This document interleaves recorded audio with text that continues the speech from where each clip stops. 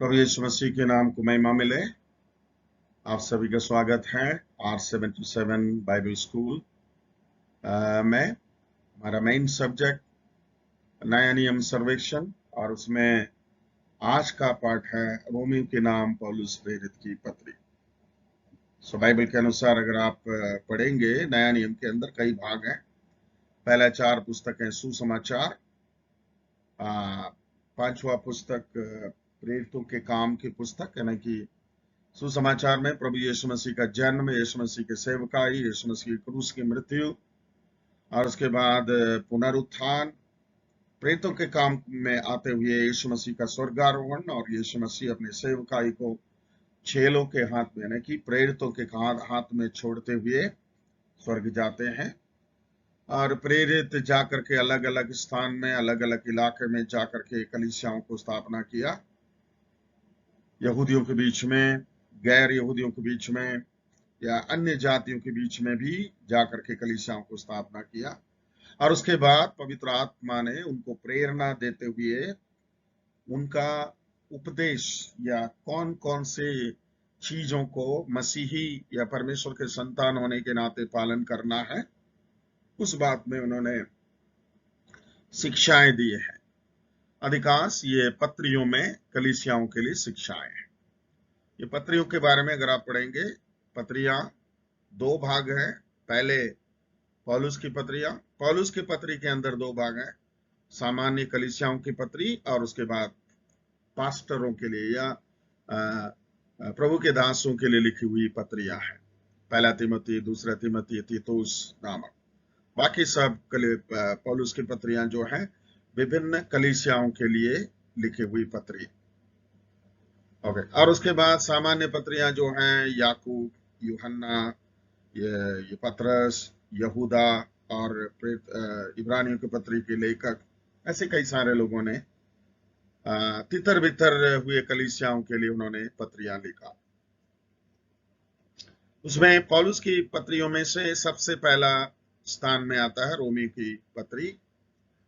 ये रोम नगर की कलीसिया के लिए लिखित पौलुस प्रेरित द्वारा पत्री। इस पत्री का लेखक प्रेरित पौलुस है। रोम नगर के विश्वासियों के लिए यह संबोधित किया गया, ये शिक्षा दी गई है। पहला अध्याय उसके 7वें आयत के अनुसार इस पत्री में 2 कुंजी वाक्य हैं, वचन, आयत। पहला रोमी की पत्री, पहला अध्याय उसका 16वें आयत। सुसमाचार के लिए मैं लजाता नहीं, क्योंकि विश्वास करने वालों के लिए उद्धार के निमित्त यह परमेश्वर का सामर्थ है। सुसमाचार क्या है? पहला कुरिन्ती 15वें अध्याय 3रे आयत के अनुसार प्रभु यीशु मसीह मारा गया, गाड़ा गया, जी उठा। ये तीनों चीज को एक्सप्लेन करेंगे। क्यों मारा गया, क्यों गाड़ा गया, क्यों जी उठा, इसी में है सुसमाचार। सुसमाचार इंग्लिश में बोलते हैं गॉस्पल, या फिर गुड न्यूज। इसका मतलब पाप में मरने वालों के लिए, नरक के रास्ते जाने वालों के लिए, वहां से बच निकलने के लिए शुभ संदेश, वो है प्रभु यीशु मसीह का मृत्यु, गाड़ा जाना, पुनरुत्थान। बाइबल में कई सारे वचन हैं, सब कुछ गुड न्यूज के अंदर नहीं आता है, वो परमेश्वर के वचन के दर्जा में है। लेकिन वचन के अंदर नाश होने वालों के लिए एक अच्छा संदेश है, जिसको बोलते हैं हम गुड न्यूज। ठीक है, वो है पहला अध्याय उसके 16वें आयत।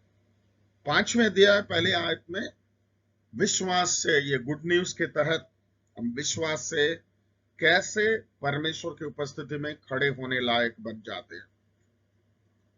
कौन से विश्वास? 10वें अध्याय उसके 9-10 आयत में देखेंगे, प्रभु यीशु मसीह को दिल से विश्वास करेंगे, ना कि यीशु मसीह क्रूस पे हमारे लिए अपना प्राण दिया है, यीशु मसीह के लहू से हमारे पापों की क्षमा, अनंत जीवन मिलता है, बोलकर के दिल से विश्वास करेंगे, उसे जुबान से अंगीकार करेंगे, तो उसके लिए उद्धार होता है। ठीक है। उस व्यक्ति परमेश्वर के सामने दोष मुक्त या धर्मी ठहराए जाकर प्रभु परमेश्वर यीशु मसीह के द्वारा परमेश्वर के सामने खड़ा किया जाता है, मानो वो कभी पाप नहीं किया हो। उसको बोलते हैं धार्मिकता। इंग्लिश में बोलते हैं राइचियसनेस, या फिर परमेश्वर की उपस्थिति में वो धर्मी। ओके, ये बात को आप थोड़ा सा ध्यान में रखें। ये कुंजी वाक्य 1:16 और 5 का 1। इस पुस्तक को रूपरेखा के रूप में दो भागों में विभाजित किया जा सकता है। नंबर 1 सिद्धांतिक बोलेंगे तो डॉक्ट्रिन, या परमेश्वर के संतान होने के बाद, धर्मी ठहरे जाने के बाद, परमेश्वर के परिवार के सदस्य होने के बाद कौन कौन सी चीजें लेकर के जीना है, मतलब लिखित रूप में जो सिद्धांत हमें जो दी गई है। सिद्धांत के बिना जीवन नहीं चलता है, कलीसिया नहीं चलता है। अगर सिद्धांत नहीं है या फिर डॉक्टर नहीं है तो फिर हम बुरा ना मानिए, हम आवारा माना जाएंगे। जैसा, ठीक है, गाय बैल जो फार्म में रखते हैं, यानी कि पोल्ट्री फार्म में, सॉरी क्या बोलते हैं कि डेयरी फार्म में जो रखते हैं, वो एकदम उनके लिए सुबह कौन सा खाना है, दोपहर को कौन सा खाना है, शाम को कौन सा खाना है, उनको दूध कब निकालना है, कब क्या क्या करना है, दवाई कब, ये सब सिद्धांत के अनुसार होता है। आवारा जानवर को आपने देखा है, सड़क में कहीं भी पाए जाते हैं, कचरा जो फेंकते हैं वो खाते हैं, ठीक है, वो उनको बोलते हैं आवारा। आवारा कुत्ता और घर का कुत्ता आपको मालूम है, ठीक है। सो क्रिश्चियन मसीही जीवन सिद्धांत के अनुसार चलने वाला जीवन है। उसमें क्या है, कब प्रार्थना करना, कब परमेश्वर के वचन पढ़ना, कब परमेश्वर की उपस्थिति में उपवास करना, कब चर्च जाना, कब संगति करना, कब परमेश्वर से बातचीत करना, ये सारे चीजें जो सिद्धांत के अनुसार चलता है। और वो ये जो लिखित रूप में, और उसके बाद उसे व्यवहारिक रूप में प्रैक्टिकली अपने जीवन के अंदर जो लेकर आते हैं, उसको 12वें अध्याय से लेकर के 16वें अध्याय तक पौलुस यहाँ पे एक्सप्लेन करते हैं, राइट, सिद्धांतिक और व्यवहारिक। ओके, और इसका मुख्य विषय जो है दो हैं। वो पहला भाग में उद्धार के बारे में वर्णन करता है। उद्धार के अंदर दो बात है, धर्मी ठहराया जाना, पवित्र किया जाना। उद्धार शब्द बोलते हैं, इंग्लिश में बोलते हैं सैल्वेशन। उद्धार, नजात, मुक्ति। क्या है मुक्ति या नजात? मतलब इंसान परमेश्वर का बनाए हुए एक व्यक्ति है, परमेश्वर की आज्ञा का उल्लंघन के पाप में गिरा और शैतान के वश में हो गया। शैतान उसे घसीट करके नरक की ओर ले जाता है, और इस बीच में परमेश्वर अपने अनुग्रह से अपने पुत्र यीशु मसीह के द्वारा उस व्यक्ति को, राइट, तीतुस के पत्री के अनुसार नरक के दरवाजा से झपट कर निकालना, नरक के आग से, नरक के दंड से, पाप के दंड से और दंड की आज्ञा से निकालना, उसी एक्शन को, उसी काम को कहते हैं उद्धार। यानी कि हमेशा हमेशा के लिए शैतान के चंगुल से, नरक के आग से, पाप के दंड से, पाप के द्वारा आने वाले सारे श्राप से प्रभु यीशु हमें बचाता है, उसको कहते हैं उद्धार। उस उद्धार के अंदर क्या क्या आता है? परमेश्वर के संतान बनना, पहले तमाम पापों की क्षमा, उसके बाद परमेश्वर के संतान बनना, और उसके साथ साथ मृत्यु से पार होकर जीवन में प्रवेश करना, और उसके साथ साथ प्रभु यीशु मसीह के साथ जिलाया जाना, उठाया जाना, पिता परमेश्वर के दाहिने और यीशु जहां पे बैठते हैं उनके साथ बैठना।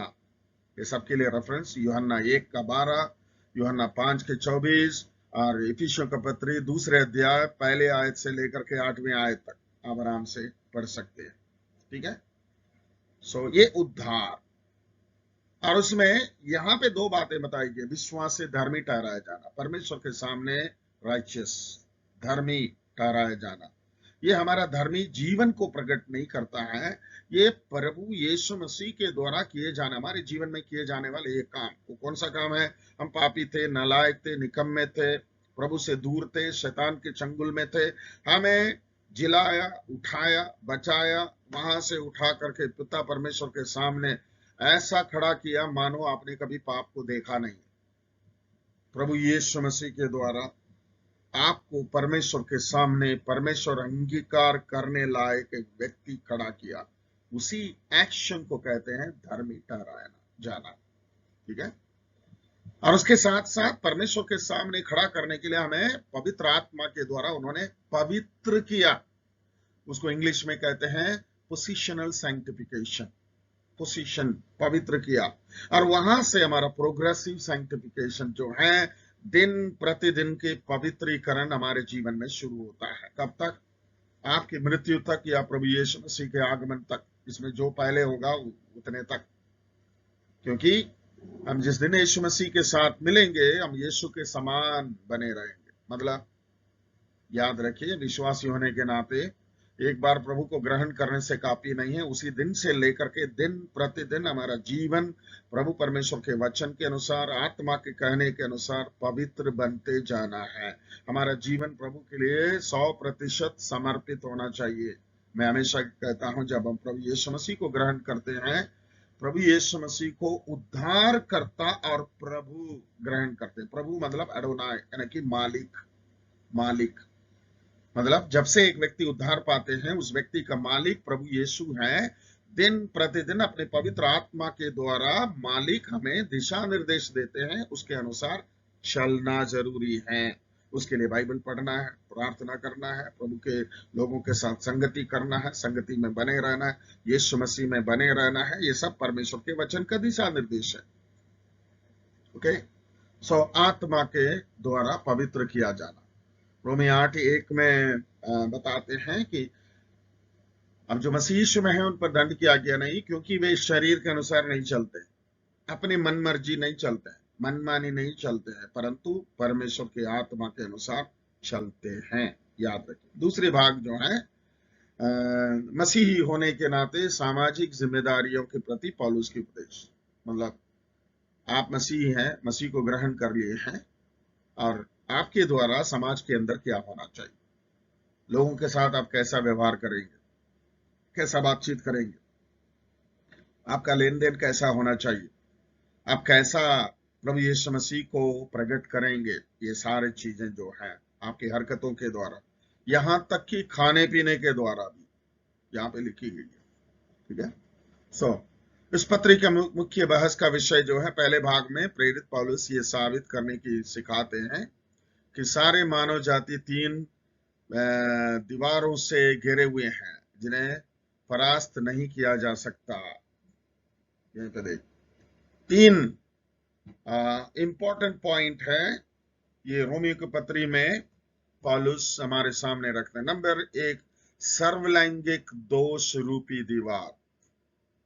तो मतलब स्त्री पुरुष, और वो किसी भी देश में का क्यों ना हो, वो इस्राएली हो, यूनानी हो, अमेरिकी हो, इंग्लैंड वाला हो, पाकिस्तानी वाला हो, इंडिया वाला हो, श्रीलंका वाला हो, सारे के सारे एक ही श्रेणी में आते हैं। कौन सा? तीसरे अध्याय में देखिए, कोई भी धर्मी नहीं है परमेश्वर के सामने। हेलो, याद रखिए, कोई भी धर्मी नहीं है। इसका यह मतलब आप अधर्मी हैं ऐसा नहीं है, आप धर्मी ठहराए जा चुके हैं 5वें अध्याय के अनुसार। ये एक जनरल बात है, कोई भी धर्मी नहीं। आज भी बोलते हैं ना, कोई भी धर्मी नहीं, मतलब मैं भी धर्मी नहीं हूं, आप भी धर्मी ना। आपको अगर परमेश्वर ने धर्मी बनाया है तो बनाया, ये जनरल बात बताया जाता है कि कोई भी धर्मी नहीं है परमेश्वर के सामने, लेकिन यीशु मसीह के द्वारा धर्मी बनाया जा सकता है। याद रखिए, ठीक है। सारे दुनिया के लोग परमेश्वर के सामने अधर्मी माने जाते हैं अगर यीशु को वो नहीं माने हैं, तो यीशु के द्वारा धर्मी बनाए जा सकते हैं। पहला पॉइंट। नंबर 2, पापमय प्रवृत्ति एवं शारीरिक लालसाओं का दीवार। का मतलब 7वें अध्याय अगर आप पढ़ेंगे, पौलुस खुद कह रहे हैं, मैं अपने मन में कुछ चीजों को करने का इच्छा रखता हूं, लेकिन उसको नहीं कर पाता हूं, और किसी चीज कर बैठता हूं, क्योंकि मेरे शरीर में और एक प्रमाण है। और पूछते हैं, कौन इस मरणहार शरीर से मुझे छुड़ा सकता है? और आंसर भी देता है, प्रभु यीशु मसीह का, परमेश्वर का धन्यवाद हो। यीशु मसीह के द्वारा शारीरिक लालसा और पापमय प्रवृत्ति जो आदम के द्वारा हमारे अंदर इंप्यूटेड किया गया है, हमारे अंदर दिया गया है, वो सब हमारे अंदर है। उपाय, उद्धार पा करके पवित्र आत्मा के अनुसार चलेंगे, वो यही व्यक्ति एक जयवंत मसीही जीवन व्यतीत कर सकता है। तीसरी बात, मानव जाति के एक भाग का उद्धार के लिए चुना जाना है एवं बाकी सारे को तिरस्कृत किया जाना। एक भाग का उद्धार के लिए चुना जाना एवं बाकी सारे को तिरस्कृत किया जाना। 9वें अध्याय उसके 7 से 18। इसका यह मतलब नहीं है परमेश्वर ने किसी को चुना है, किसी को तिरस्कार किया, ऐसा नहीं। सारे लोगों के लिए प्रभु यीशु मसीह ने मरा, लेकिन जो यीशु को तिरस्कृत करते हैं, यीशु मसीह उनको मदद नहीं कर सकते। सबके लिए खुला खुला निमंत्रण है। कैसा? परमेश्वर ने जगत से ऐसा प्रेम रखा कि उसने अपना एकलौता पुत्र दे दिया ताकि जो कोई उस पर विश्वास करे। सारे जहां से प्रेम किया, लेकिन जो कोई उस पर विश्वास करता है, दिल से विश्वास करता है, जुबान से अंगीकार करता है, उसका उद्धार होता है। राइट? इसलिए ये मनुष्य की जिम्मेदारी है। प्रभु ने हमारे लिए सब कुछ तैयार किया है, लेकिन अगर हम अपनी मर्जी से चलेंगे, परमेश्वर हमारा कुछ नहीं कर सकता है। ओके, ये याद रखिए। चलिए आगे हम लोग बढ़ते हैं। पौलुस अपने बहस के बीच में ये कहते हैं कि मनुष्य की स्थिति चारों तरफ से घिरे हुए है, परंतु परमेश्वर की दैवीय अनुग्रह मनुष्य के लिए मुफ्त में दिया जाता है। दैवीय अनुग्रह, डिवाइन ग्रेस, अनुग्रह। यह अनुग्रह का सुसमाचार आजकल बड़ा मुद्दा बना है। कुछ लोग अनुग्रह का सुसमाचार सुनाते हैं तो कई सारे लोग भटक जाते हैं कि नहीं नहीं नहीं, अनुग्रह बोलेंगे तो लोग अपने मनमानी चलना शुरू करेंगे। नहीं, हम सभी परमेश्वर के अनुग्रह के सुसमाचार से ही उद्धार पाए हैं, और हम में से कोई भी मनमानी नहीं चलेंगे। राइट? कोई भी मनमानी चलने के लिए परमेश्वर के आत्मा में अनुमति नहीं देता है। बस परमेश्वर के आत्मा को के बात को सुनने के बाद उसे तिरस्कार करके अपनी मर्जी से चलते हैं तो फिर कौन मदद कर सकता है? ठीक है, अगर मनुष्य चाहे तो इसे ग्रहण कर उद्धार पा सकते हैं, परमेश्वर के अंतिम न्याय से बच सकते हैं। मनुष्य चाहे तो। कई सारे लोग जानने के बाद भी उसे छोड़ देते हैं। राइट? इब्रानियों की पत्री में देखते, इतने बड़े उद्धार को आप तिरस्कार करेंगे तो कैसे बचेंगे? कोई उद्धार का दूसरा मार्ग नहीं, दूसरा कोई बलिदान नहीं है। ठीक है, ये याद रखिए। और कुंजी श्रृंखला को देखिए। कुंजी श्रृंखला जो इस विचार को प्रकट करता है, आपको ये वचन को पढ़ना है। पहला अध्याय 16वें आयत, तीसरे अध्याय 22वें आयत, 23वीं आयत और 28वें आयत, चौथा अध्याय 3री आयत, 5वें अध्याय पहला आयत और 18वीं आयत, 9वें अध्याय 31-32वीं आयत, 10वें अध्याय 3 और 4 और 6 से 9 तक आप पढ़ते जाए। रूपरेखा में देखिए, प्रस्तावना, अभिवादन और मुख्य विषय। ठीक है, प्रस्तावना, अभिवादन वो जनरली बताया जाता है, और उसके बाद मुख्य विषय 16-17वें आयत, सुसमाचार से मैं लजाता नहीं हूं, क्योंकि विश्वास करने वालों के लिए उद्धार के निमित्त परमेश्वर का सामर्थ है, पहले यहूदी और यूनानी और बाकी तमाम लोगों के लिए परमेश्वर ने सुसमाचार को अपने सामर्थ के रूप में रखा है। और उसमें भाग एक आध्यात्मिक। नंबर 1, मानव जाति के सार्वभौमिक अपराध के कारण उद्धार उनके लिए बहुत जरूरी है। ये सब बड़े अच्छे स्टेटमेंट है। सार्वभौमिक अपराध यानी कि ग्लोबल सिनिंग कंडीशन, ग्लोबली जो है लोग हैं पाप के अधीन में हैं, उनके लिए उद्धार का जरूरत है। अगर उद्धार नहीं है, नरक में जाएंगे, शैतान के बंधन में पड़े रहेंगे और उनके लिए कोई उम्मीद नहीं है। दूसरा, विश्वास से धर्मी ठहराए जाने का तरीका, 3रे अध्याय 21 से लेकर के 28 तक। बस प्रभु यीशु मसीह के संपन्न कार्य पर विश्वास करना और उस कार्य को परमेश्वर के सामने अपने जुबान से अंगीकार करने से उनके लिए धर्मी ठहराए जाने का परम धन्य आशा मिलता है। और चौथा अध्याय में आकर के तीसरे पॉइंट, अब्राहम के जीवन के द्वारा सचित्र किया गया है। क्या है अब्राहम के जीवन के द्वारा सचित्र किया गया है? अब ध्यान दीजिए, चौथा अध्याय 17वें आयत में लिखा है, मरे हुओं में से बड़े जातियों का पिता बनाऊंगा करके परमेश्वर ने वादा किया, इसलिए अब्राहम ने मरे हुओं को जिलाने वाले और जो है नहीं है उसे ऐसा नाम लेता मानो सामने है बोल करके विश्वास किया। और आगे लिखा है, अब्राहम ने व्यवस्था आने से पहले, देखिए कौन सा, अब्राहम का पुत्र इसहाक, इसहाक का पुत्र याकूब, याकूब का नाम इस्राएल चेंज किया गया है। याकूब के संतान 400 वर्ष मिस्र में गुलाम रहे और वहां से मूसा के द्वारा बचा करके लेके आने के बाद परमेश्वर ने व्यवस्था दिया है। वे व्यवस्था देने से पहले अब्राहम ने परमेश्वर के वचन पर, परमेश्वर के कहने पर, परमेश्वर पर विश्वास किया, वो उसके लिए धार्मिकता गिनी गई। व्यवस्था से कोई धर्मी नहीं ठहरा, व्यवस्था आने से पहले से लेकर जितनों ने परमेश्वर के वचन पर, परमेश्वर के कहने पर विश्वास किया है वो धर्मी ठहरा है। वही बात यहाँ पे पौलुस हमारे सामने ला करके रखते हैं। भाई, व्यवस्था से कोई नहीं धर्मी ठहरा, अब्राहम ने विश्वास किया, उसके लिए वह धार्मिकता गिनी गई है। इसलिए हम भी प्रभु यीशु मसीह के संपन्न कार्य पर विश्वास करने से हम धर्मी ठहराए जा सकते हैं। और 5वें अध्याय में देखें, धर्मी बनाए जाने की आशीष 1 से लेकर के 11 तक आप पढ़िए, बहुत सारी चीजें लिखी गई। पहला आशीष कौन सा है? विश्वास से धर्मी ठहरा जाते हैं तो हम परमेश्वर के साथ मेल रखें। वी हैव बीन रेकंसाइल्ड, नहीं कि हम परमेश्वर के वैरी थे, परमेश्वर के विरोधी थे, परमेश्वर के प्रकोप हमारे ऊपर था, सारे हट गया। हम परमेश्वर के साथ मेल मिलाप में आए, परमेश्वर के सामने बैठने वाले, परमेश्वर के आमने सामने बैठकर है अब्बा, है पिता बुलाकर उसे पुकारने वाले। आज भी यहूदी लोग यहोवा का नाम नहीं लेते, अडोनाई कहते हैं, लेकिन यहाँ पे हमें परमेश्वर ने, प्रभु यीशु मसीह ने हमें परमेश्वर के साथ मेल कराए, रेकंसाइल्ड।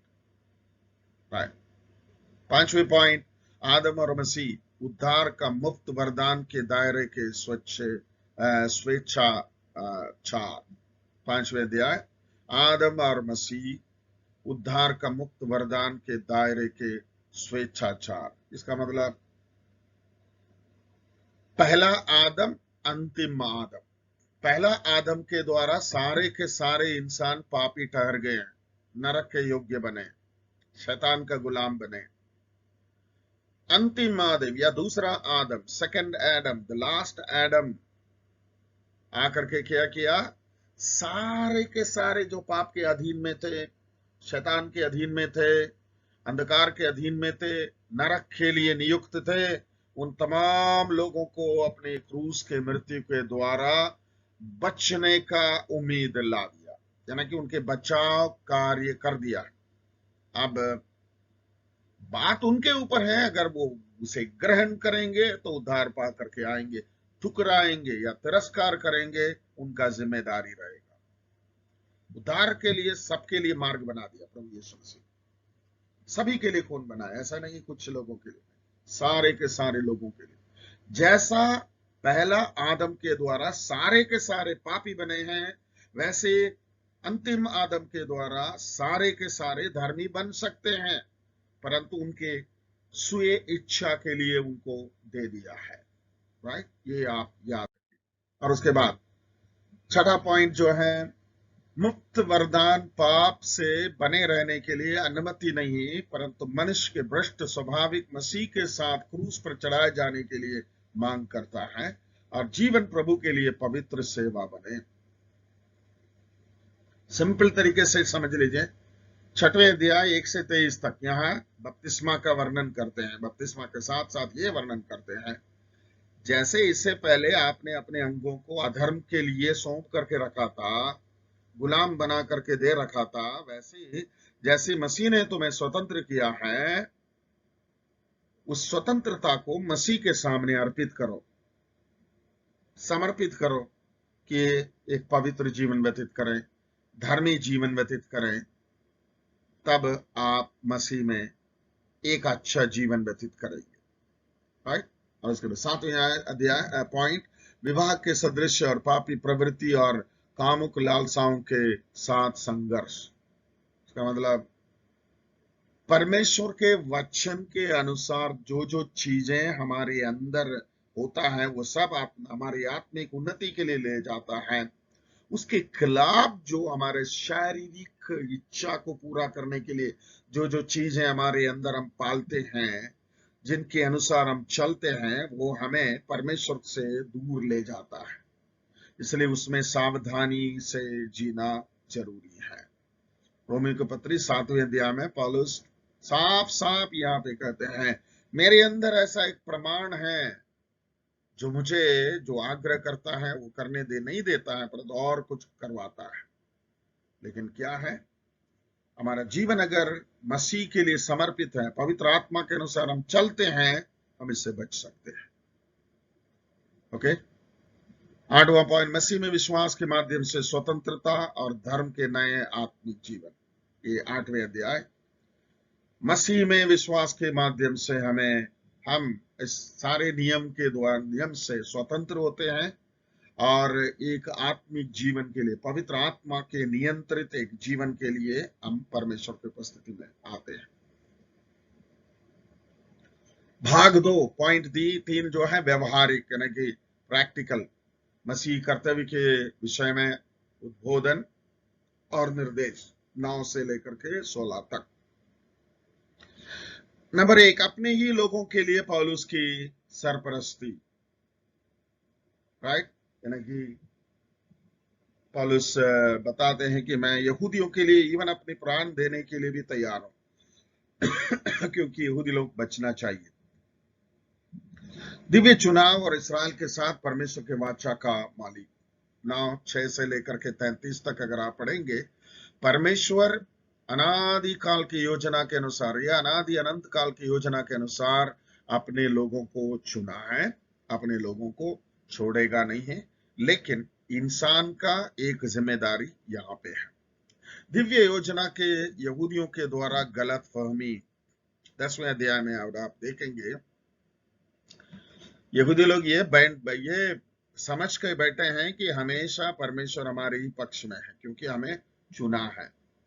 लेकिन ये प्रोग्रेसिव तरीके से परमेश्वर जो काम करते आ रहे हैं उससे नहीं समझ पा रहे हैं, इसलिए वे अन्य जातियों को ग्रहण नहीं कर पाते हैं। वो समझ रहे हैं कि अब्राहम के संतान हम लोग हैं, लेकिन प्रभु यीशु मसीह की क्रूस की मृत्यु के द्वारा जो जो चीजें बदल गया है उस बात पर ध्यान नहीं देते हैं। ओके।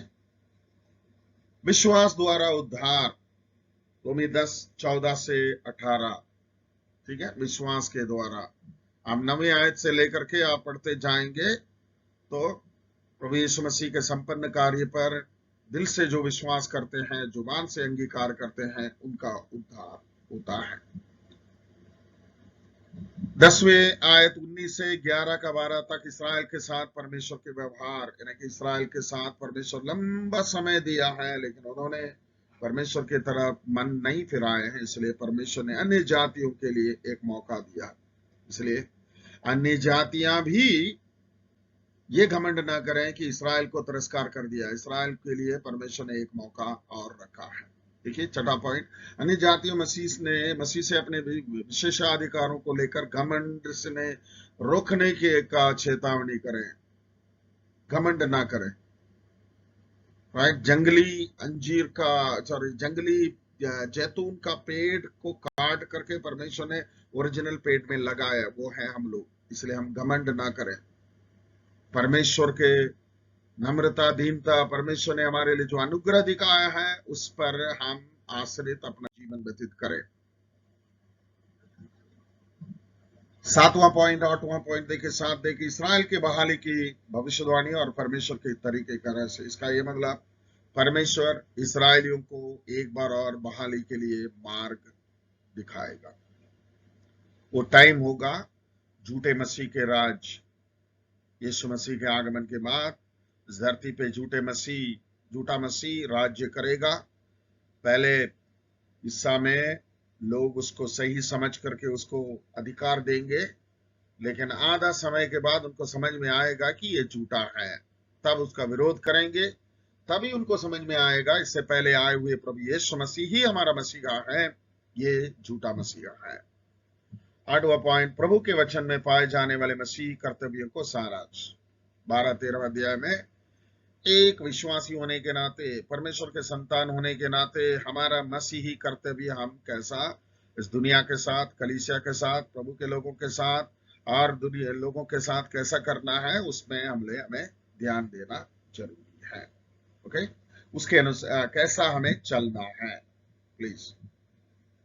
ओके, अंतिम शब्द निजी स्नेहाभिवादन एवं अंतिम आशीष लास्ट में, ठीक है। यानी कि किसी व्यक्ति को नाम लेकर के पुकारना, बहुत सारे लोगों को नाम लेकर के उन्होंने ये किया है, स्नेहाभिवादन अर्पित किया है। उसका अंतिम रूपरेखा देखिए, आत्मिक में 6 से यानी कि 1 से 8 तक दंड किया गया, 1 से 3 अध्याय, 4 से 5 धर्मी ठहराया जाना, 6 से 8 कैसे हम पवित्रीकरण का जीवन व्यतीत करते हैं दिन प्रतिदिन। व्यवहारिक साइड में आ जाएंगे, 9 से 11 तक यहूदी और अन्य जाति के बीच में टकराव, यहूदियों के साथ परमेश्वर ने कैसा व्यवहार किया, अन्य जातियों को कैसा प्रभु में लेकर आया, वो सारी चीजें वहां पे बताई गई है। 12-13 मसीही कर्तव्य, मसीह होने के नाते इस दुनिया के लिए आप बोझ बनकर नहीं बैठना है, परंतु आशीष के कारण बनकर के बैठना है। 14-15-16 कलीसिया की जिम्मेदारी, क्या करना चाहिए, परमेश्वर के संतान, परमेश्वर के लोग होकर के कैसा प्रभु के लिए जीवन व्यतीत करना है, उसके बारे में बताते हैं, ठीक है। रोमियो की पत्री बहुत बहुत महत्वपूर्ण एक पत्री है। मनुष्य कैसा परमेश्वर के सामने धर्मी ठहर सकता है। अगर रोमियो की पत्री के उपदेश अगर नहीं मिला होता तो फिर हम कैसा बनेंगे, एक क्या बोलना चाहिए, एक धर्म का पालन करने वाला जैसा हम लोग घूमते फिरते रहेंगे। धार्मिक व्यक्ति धर्म का पालन कर, व्यवस्था पालन करते, नियम कानून पालन करते, ये करना है, वो करना है, ये नहीं करना है, वो नहीं करना है बोलते हम लोग घूमते रहते। लेकिन परमेश्वर ने हमारे सामने ये आशीषें दी है। प्रभु आपको आशीषित रखें, आगे की पढ़ाई में भी ध्यान दे, और अगली बार मिलने तक प्रभु आपको अपने पंखों तले सुरक्षित रखें। प्रभु आपको आशीष दे। Thank you.